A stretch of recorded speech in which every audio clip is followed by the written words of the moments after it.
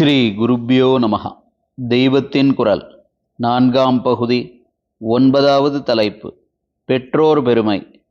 மாமாவுக்கு முதல் இடம் கொடுத்து சொல்லிவிட்டு அவருடைய சகோதரியாக இவருடைய தாயாக இருக்கப்பட்ட அம்பாளை சொல்லியிருக்கிறது.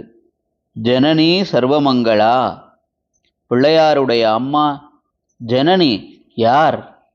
சர்வமங்களா. ரூபம், குணம், காரியம் முதலான சர்வமும் பரம மங்களமாக இருக்கப்பட்ட பராசக்திதான் இவருக்கு அம்மா. அம்பாளை பற்றி எல்லாருக்கும் தெரிந்திருக்கக்கூடிய ஸ்லோகம் அவளை சர்வமங்களே என்று சொல்லித்தான் ஆரம்பிக்கிறது. சர்வமங்கள மாங்கல்யே சிவே சர்வார்த்த சாதிக்கே சரண்யே திரையம்பகே கௌரி நாராயணி நமோஸ்துதே.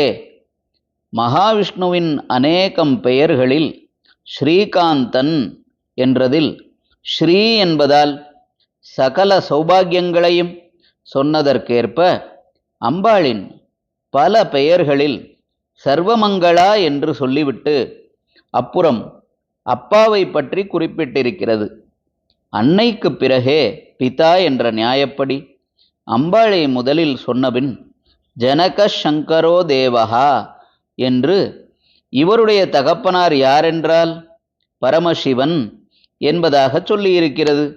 பரமேஸ்வரனுக்கு எத்தனையோ பெயர்கள் இருந்தும் பரமமங்களமாக ஸ்ரீகாந்தன், சர்வமங்களா என்ற பெயர்களை சொன்னார் போல இங்கேயும் சங்கரன் என்று சொல்லியிருக்கிறது. சங்கர என்றால் நல்லதையே செய்கிறவர், பரம சுகத்தை உண்டாக்குபவர் என்று அர்த்தம்.